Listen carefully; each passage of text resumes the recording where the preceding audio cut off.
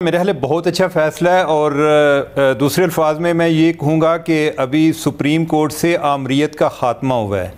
पहले जो chief justice हैं वो उनके इख्तियारात एक फ़र्द वाहिद के इख्तियारात थे और इस पर बहुत देर से सवालात उठाए जा रहे थे। ये सिर्फ अभी जो लॉ बना है उस वक्त नहीं, उससे पहले भी थे।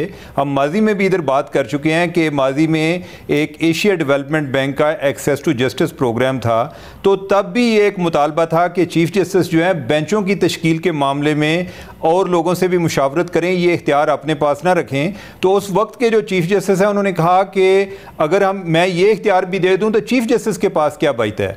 तो अभी हमें अप्रिशिएट करना चाहिए काजी फायद ईसा साहब को, उन्होंने एक तरह से वॉलंटियर भी किया है, क्योंकि जो पहले जस्टिस बंदयाल हैं उनकी तो राय ऐसी नहीं थी। बाकी जो और भी एक जज हैं एजाजुल हसन या जिन्होंने अभी भी कोई डिसेंटिंग नोट दिया है, वो इस हक में नहीं थे कि जो एक जो पावर का इर्तिकाज़ है वो चीफ़ जस्टिस के पास ना रहे। तो ये बहुत अच्छा फ़ैसला है और इसको अप्रिशिएट करना चाहिए। बाकी जो दूसरे वाला फ़ैसला है, यानी जो तरमीम उन्होंने ख़त्म की है कि जो माजी में जो अपीलें थी उनको सुनने के हवाले से, अब ये देखें कि उसमें 8-7 का फ़ैसला आया है। अब ये मामला हम तो सिर्फ उसको देख रहे हैं कि नवाज शरीफ के हवाले से, हम उसको जहांगीर तरीन के हवाले से देख रहे हैं। पहली बात तो ये है कि नवाज शरीफ को भी ये मामला, ये फ़ैसला इतना मुतासर नहीं करेगा। वो इलेक्शन लॉ जो है उसमें भी अमेंडमेंट हुई है कि अगर कोई पब्लिक ऑफिस होल्डर 5 साल से ज़्यादा उसको नाअहल नहीं रखा जा सकता तो वो उधर से भी बेनिफिट ले लेंगे।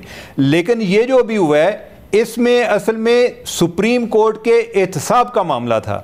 एहतसाब का मामला ये था कि आपने जब भी एक सो मोटो नोटिस लिया, एक तो ये चीज़ पहले तय हो जाती है कि अगर चीफ साहब ने सो मोटो नोटिस ले लिया है तो उनका माइंड ऑलरेडी बना हुआ है। ये नहीं होता कि उन्होंने सोच समझ के कि बाद में कोई नए ख्याल आता है तो वो कहते हैं ओहो मेरे से तो मैं तो ये समझा था, ठीक है भाई हम वापस लेते हैं।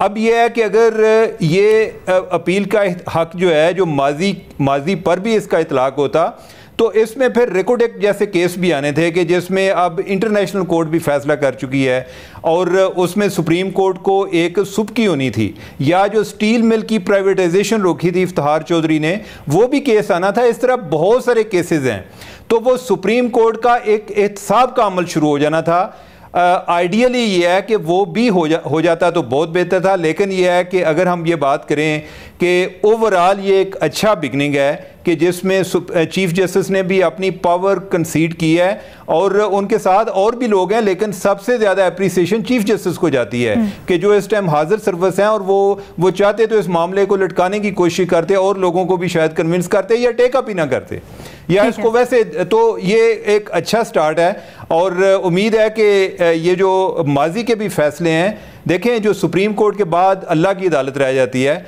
तो सुप्रीम कोर्ट को अगर अपने माजी के फैसलों पर भी नजरसानी की ज़रूरत पेश आती है तो इंसाफ की खातिर बहुत सारे लोग हैं कि जिनकी ज़िंदगियाँ तबाह हो गई होंगी, बहुत सारे और मामलात हैं कि जिसमें बड़ी रैशनल अंडरस्टैंडिंग थी या एक ओपिनियन थी, लेकिन वो सुप्रीम कोर्ट की वजह से रुक गए कि वो जज्बाती होगी। तो मेरे ख्याल है कि वो भी अगर नेक्स्ट स्टेज पर ये भी चीज़ हो जाए तो बहुत अच्छा है। लेकिन फॉर अ मोमेंट ये अच्छा स्टार्ट, बहुत अच्छा स्टार्ट हो गया। ये बड़ी खुशी आपके ख्याल में माजी के फैसलों सुप्रीम कोर्ट में पर भी अपील का हक होना चाहिए था।